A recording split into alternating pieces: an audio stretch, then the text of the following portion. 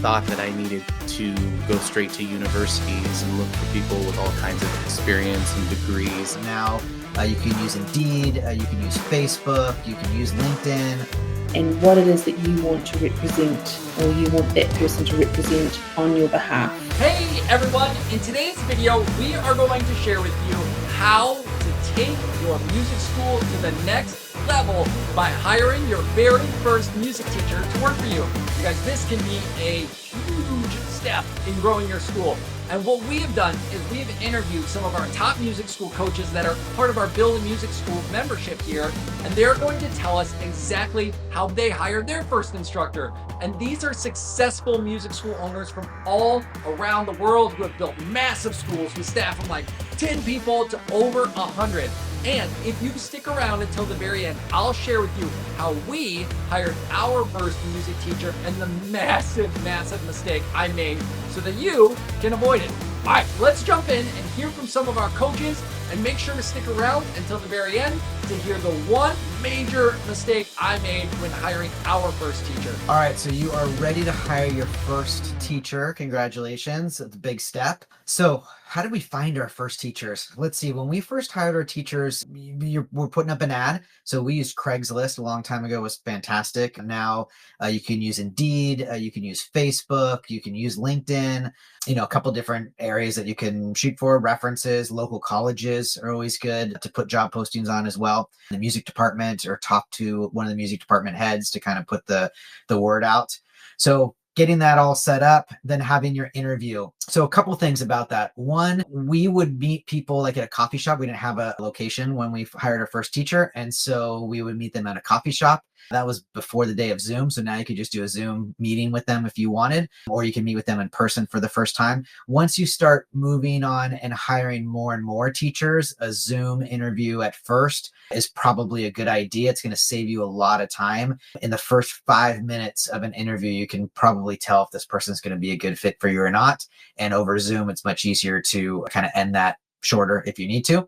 But for your first interview, I would just come up with a list of questions, your experience, background on your instrument, why, did you take lessons, why you love playing, have any teaching experience, do they have any experience working with kids, just kind of their background in general, their career path, what are they looking to do in the future, what's their 1 and 5 year plan, those types of questions, just to get a general sense of who they are. But it's really going to come down to vibe, right? Do you get a good feeling about this person when you're in a good vibe with this person when you're speaking with them? Can you work well with them? Are they going to take feedback well? Are you going to be able to communicate with them? So did they show up to their interview on time? Did they communicate over email or texting about the interview process? All that good stuff is good to ask. And then, the main thing that we do, because at our studio, we are mainly a beginner to intermediate school level for the students that we teach, is we are 100% looking for teachers first. And then your skill level on your instrument is second. So I want to know when I'm hiring somebody, can they relate to kids? Can they teach? If we're teaching group classes, do they have classroom management? So any experience in that is going to be a huge benefit. I don't care if they've toured the world playing with the greatest artists. I don't care how fast they can play, a scale. Those things don't matter to me, because most of our students are not even going to need to get to that level. And so I'm certainly going to have them perform for me. I'm certainly going to have them send me some videos of them playing, because obviously they need to know how to play competently on their instrument. And we have, I don't know how, but we have had some teachers that have gone through the interview process, and towards the end we said, yeah, can you sit down and play for me? And they couldn't play at all. So that is a requirement, obviously, but the skill level that they need to teach, depending on what levels you have at your studio, for us is not the first priority. The first priority is, can you teach? And, as a teacher, I might have 5 different students, and I might need to teach all 5 of those students in 5 different ways, right? One might need to have a piece of sheet music put in front of them. One might need to see me play it. One might need to hear a recording over it, whatever it is. And so if you have someone, I had an amazing music teacher when I was at college that only taught by ear, and I am a visual written person, and it was a struggle for me. And they didn't know any other way to teach, and I hadn't learned yet how to learn any other way. And so even though they were a world-class percussionist and performer, as a teacher, not great. And so to me, that was something that I really took into account when I started this business of got to be able to teach. Have to be able to teach first. So that's a big part of it. And then just kind of logistics. You can come up with a contract for them. A big one, nowadays is, are they an independent contractor or an employee? That's going to come down to kind of your state and local and country law. And so you want to look at their advantages and disadvantages to both. So you kind of want to look at that. And then also the other thing is we do background checks on them. We let them know. And then also we want to give them we want references from them. So we just ask for some email references and send their references some questions. It's really exciting when you realize that your business is growing to the point that you're ready to hire your first teacher. And this can look different for every studio owner. For us, we were at the point where I was teaching exclusively just voice, and students were asking like, oh, my little brother would love to learn guitar. Do you have any recommendations? Or I'm interested in also learning the piano. Do you have any recommendations?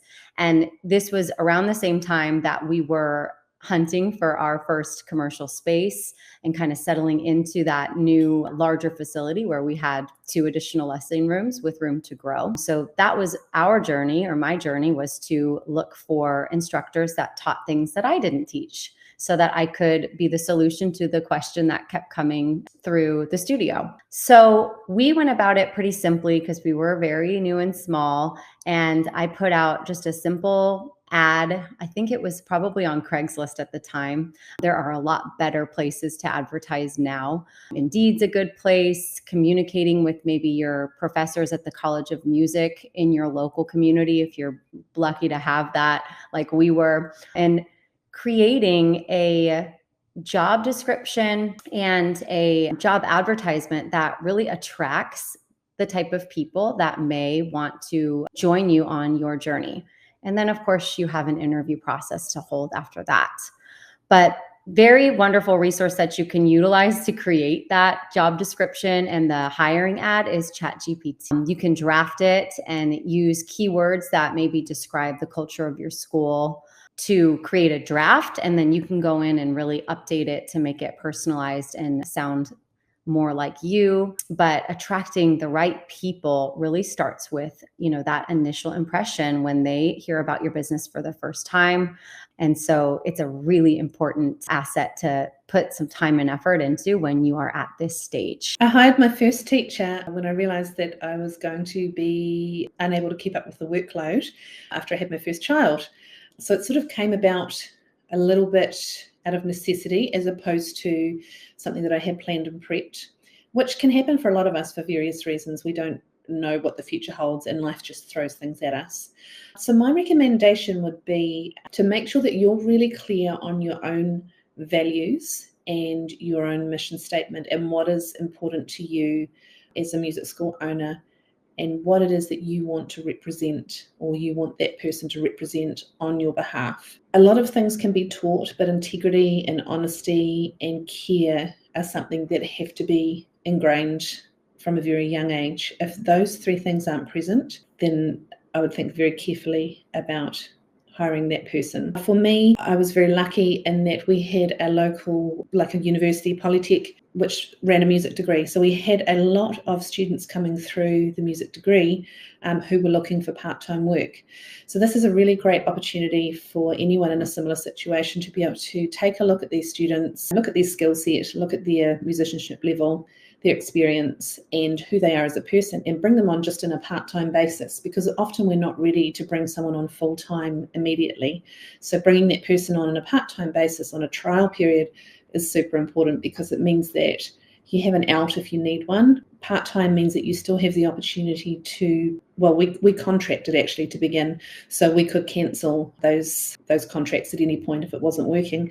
But it gives you that opportunity to really invest in them as tutors and train them in the way that you want your tutors to behave and to teach from the get-go. Really, really fun though to bring people in and bring people in to help you as you grow your school. So from the very first tutor through to however many you might have now, it's a great opportunity because they feel like they're part of something. They feel like they're contributing to something important and really making a difference. So yeah, my advice would be really get that buy-in as to what you're looking to achieve and whether they can get on board and help you do that. Don't be afraid to say no. And what is the line? Hire slow, fire fast. Super, super important. Take your time with the hiring process. Go through the interviews, do a working interview with them as they teach, sit with them as they interact with families. Make sure that you feel here that this is the right person to represent you and your brand. The first couple of people that I hired were I hired them as independent contractors. I knew that they were only going to take a few hours here and there each week, and I knew that they were going to kind of supplement what I could offer in instruments that were like fine to me, but maybe weren't necessarily my strength. And so I asked a couple of people to just kind of supplement what I was doing as I was building up. Once I knew that, and for me, that was kind of at that 40 student marker that I felt like, okay, I'm going from teaching some small groups, teaching some one-on-ones, and now it's time to be able to do a little more. And so that was when I was like, okay, if there are any more students, I'm going to need help here. So that 40 student marker was about my tipping point personally. And then when I moved into a new space, that was when I was like, okay, well, I've got extra space. Why don't I have people teaching while I'm not there or whatever? In the first few months, I used a program, like an online program here in the US. We call it Indeed. There are tons of options out there. One of my best strategies was to make sure that the job description essentially asked them to send a specific thing as a title or a specific answer actually on Indeed in the chat. And so that really was the start to weed out people that could pay attention, that could just like know the difference between reading the job description and just applying to literally everything. So that was the start. Another thing that I did was I really just started talking about it. I talked about it online. I talked about it with my friends. I was like, it's time to grow. Do you know any musicians? One of the people that I first hired, and years later, she's actually still with me, was one of the instrumentalists at our church. And I was like, hey, you're great. Would you ever be interested in teaching? She never had before. And she gave it a go, and she now shines. She's one of our best instructors. After that, I hired somebody it was a friend of a friend. I actually didn't get any of my first employees from Indeed or any of the online things, but speaking with people, they were like, oh, this person used to lead an after-school music program, and I don't think that after-school program exists anymore. And so really just using your network, and musicians know musicians, and we're kind of dorks like that. Don't you love us? And so start talking with people. One of the things that I have found in hiring that matters for people to teach lessons is that they took lessons.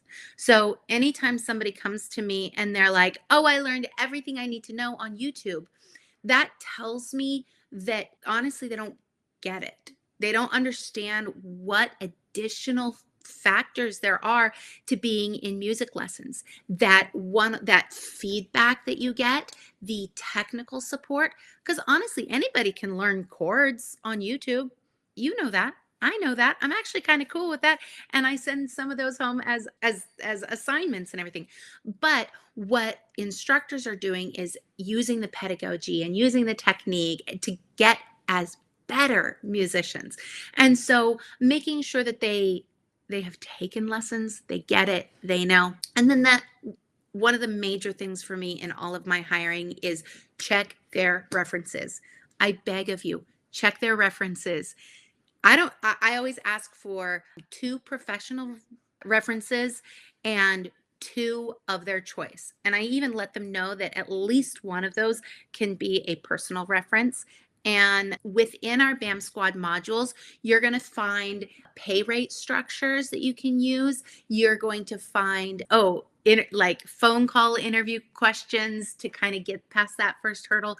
You're going to find so much stuff. If you've never had to do any HR before, our BAM Squad modules have got you covered. That's honestly how I've done pretty much everything with my HR stuff. And then I have run it past an attorney just for double checking. But those are my best tips for your first hiring. So hiring the first teacher is always kind of a scary but also exciting time, because it's the first time you actually step into a place where the business is expanding beyond just you. I would say one of the mistakes that I made in hiring a teacher at the beginning was I thought that I needed to go straight to universities and look for people with all kinds of experience and degrees and all that kind of thing. What I ended up doing was I ended up finding a gal who was a singer in at the time I had a local little community choir, and she sang in the choir. And one of the things that I noticed about her was I just thought she was an engaging person. I really liked just talking with her, and I knew that she would be a good teacher. And so I approached her and I actually recruited her to come teach for me. She was my first teacher, and she didn't have all the degrees. She didn't have all the qualifications, but I knew that she really cared about students.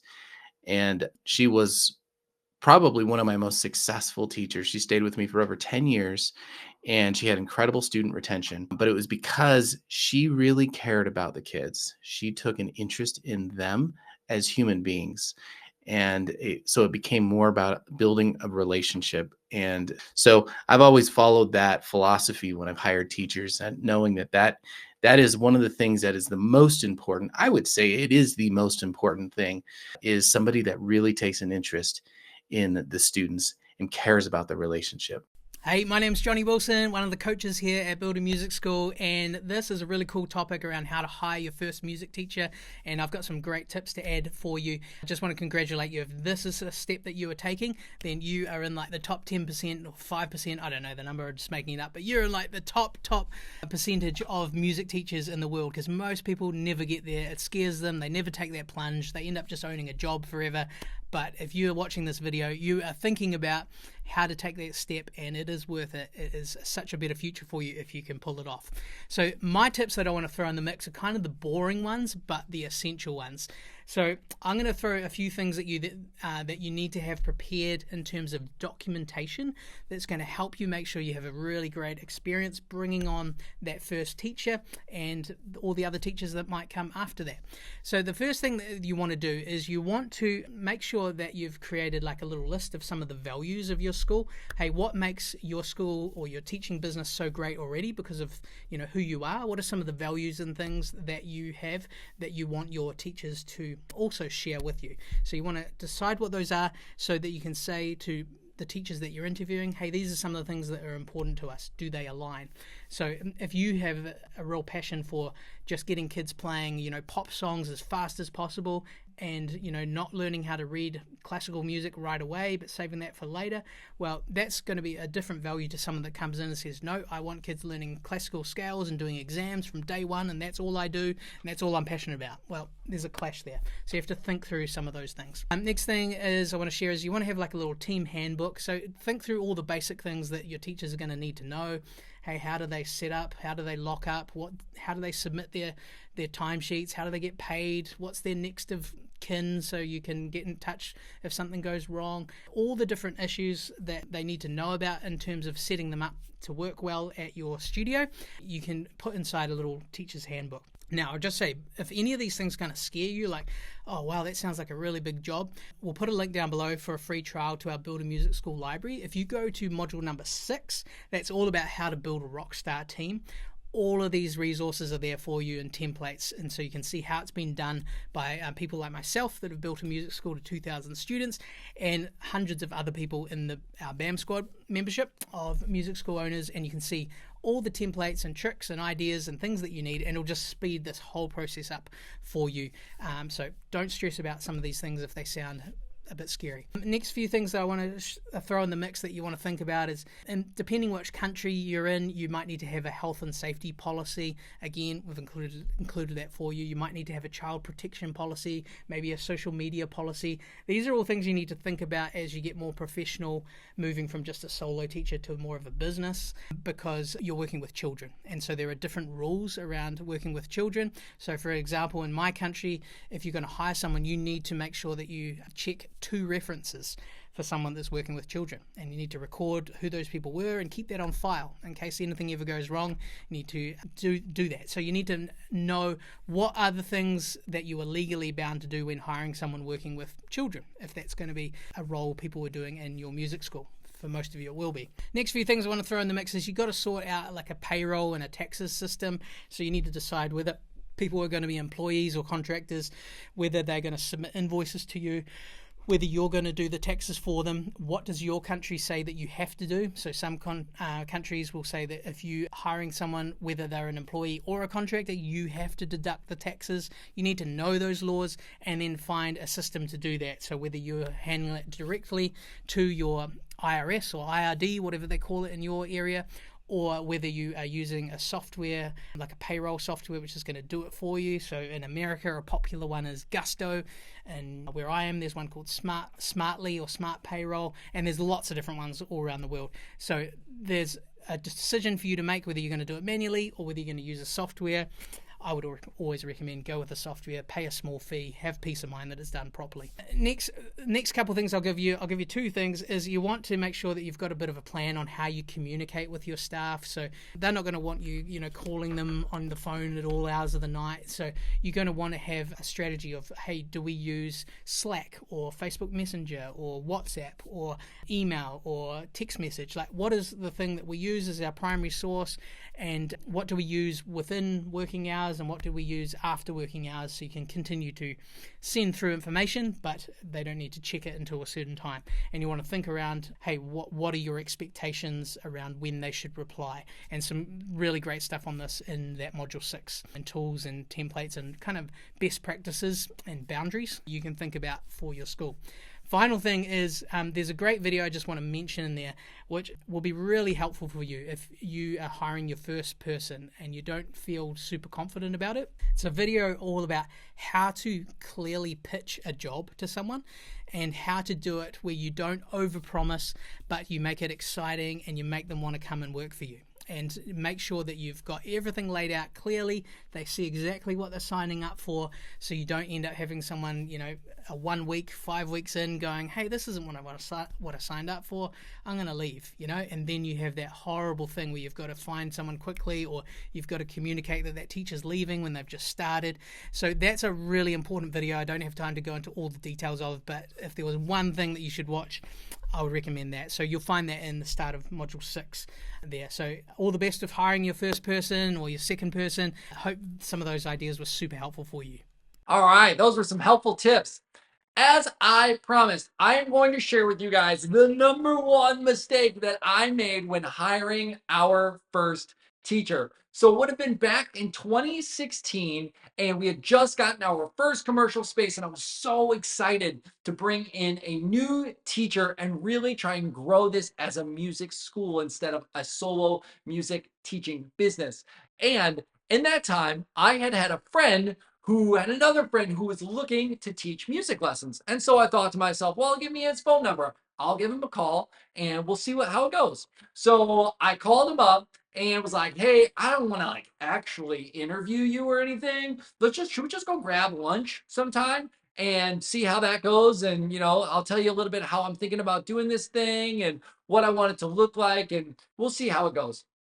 So we go and we grab lunch, and really there was no conversations about these are going to be the school values. These are our missions. These are the things I care about. These are the ways that I really want to be teaching and talking to parents, and all the other details that really come into it, and ultimately creating a place for an employee where they feel empowered as well, and it's a good place for them to work. And so we grabbed lunch and I was like, sweet, yeah, awesome, sounds good. You want to come and teach? And he started teaching for me. And really, that became the way that I began to hire people. Is the mentality that I had, as goofy as it sounds, was always, well, could I picture myself having a beer with this person? Because if the answer is yes, well, then they got to be cool enough to come and work here.